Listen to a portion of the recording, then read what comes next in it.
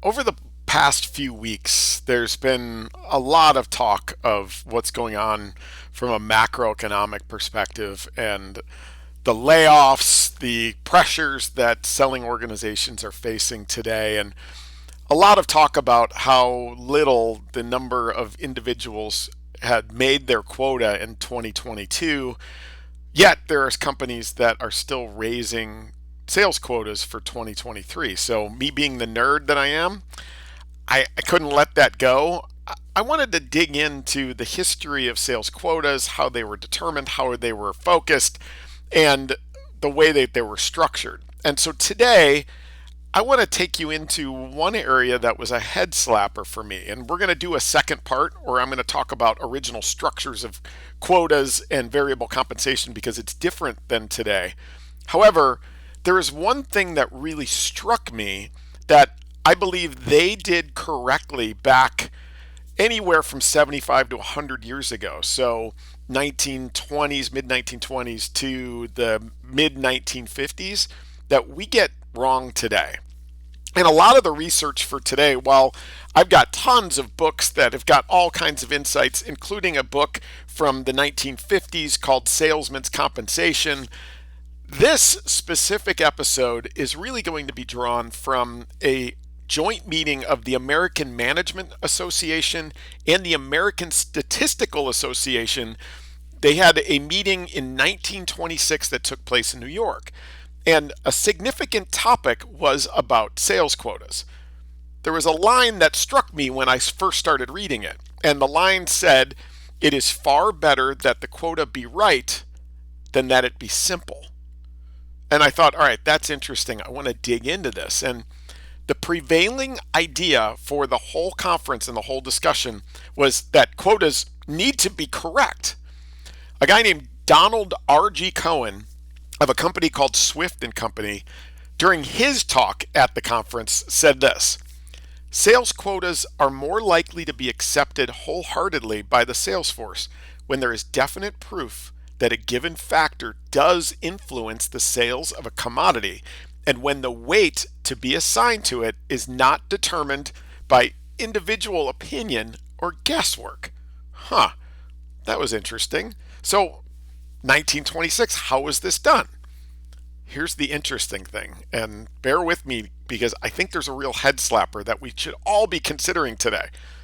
Back then, organizations hired market analysts, or what was sometimes called sales quota specialists.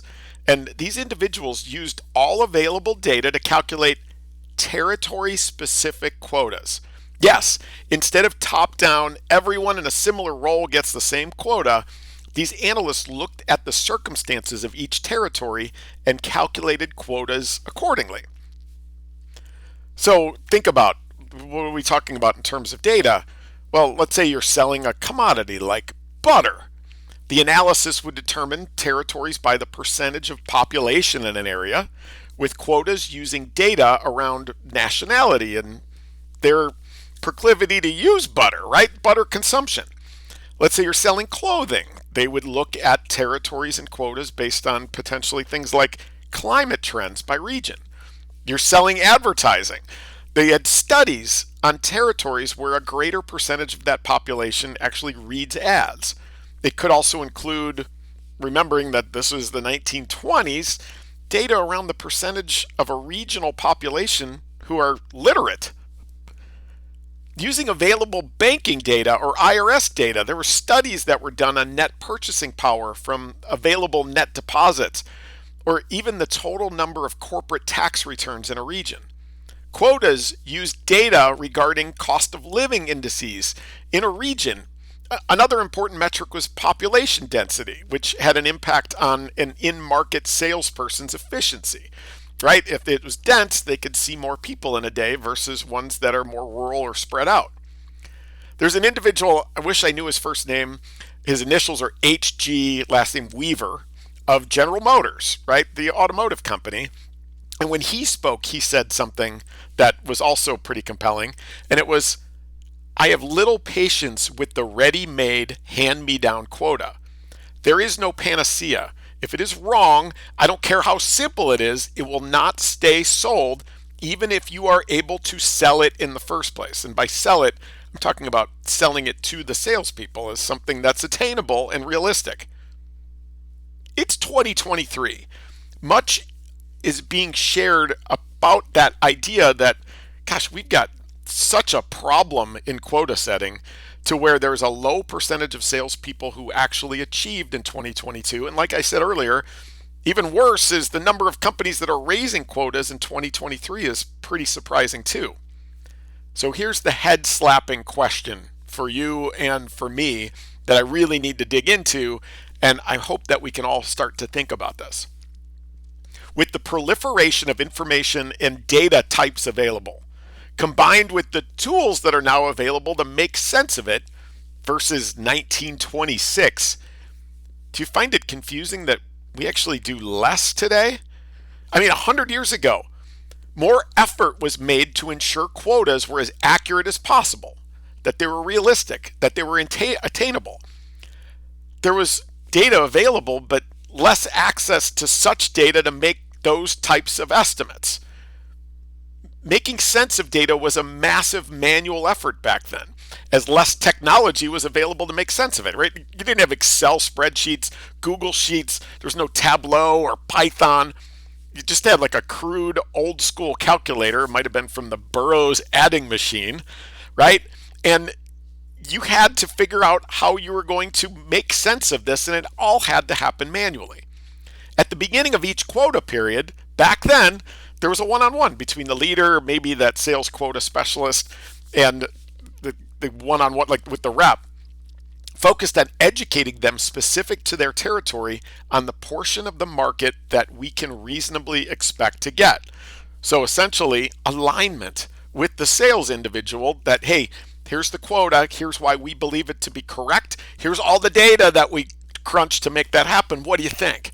So alignment around the quotas that were territory specific. Now, like I said, I'm going to do another episode on this idea that compensation was structured a bit differently, but fundamentally the point was the same. This is the expectation as to what is reasonable to expect from you during this quota period from your territory. Do you agree? Yeah? All right, well then let's go. Specific, shared. Why did we stop doing this? As a CRO myself, we did top down, everyone gets the same quota by role.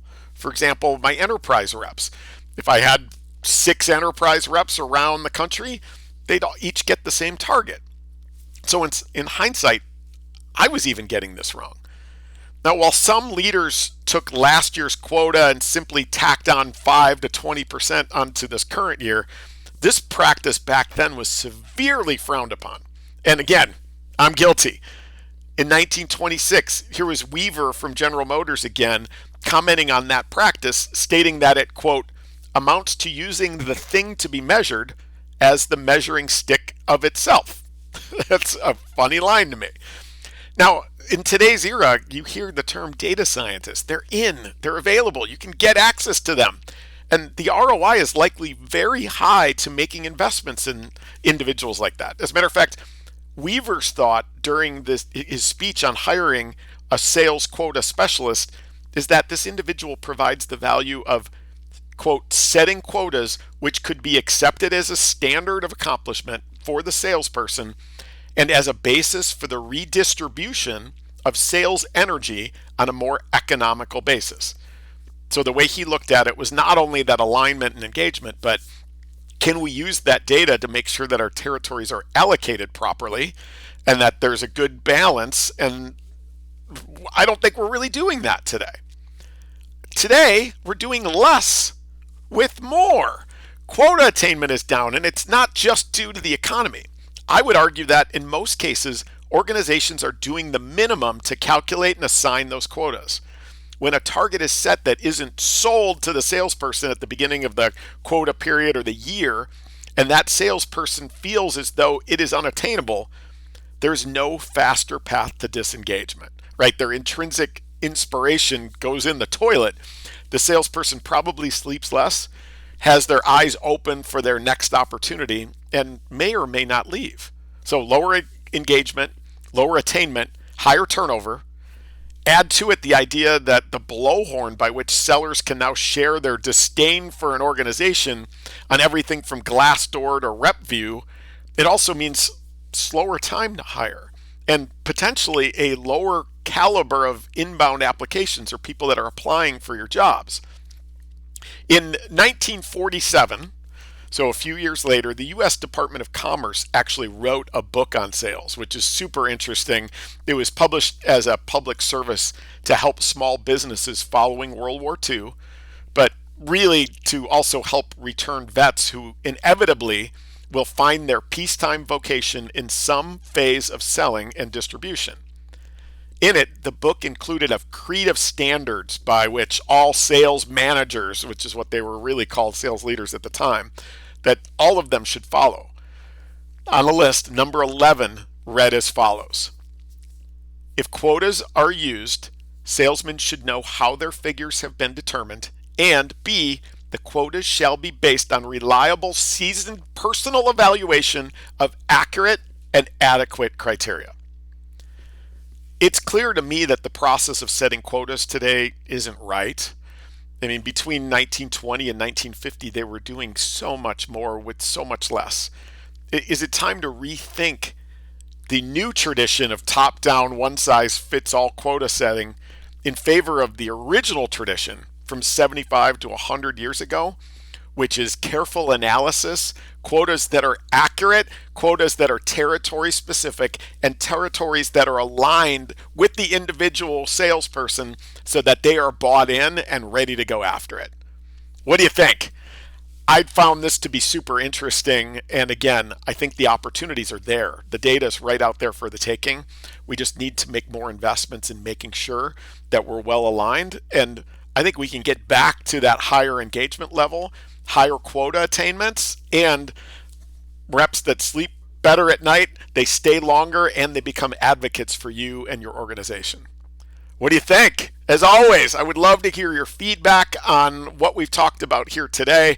Other ideas, I'm always welcome and welcoming those.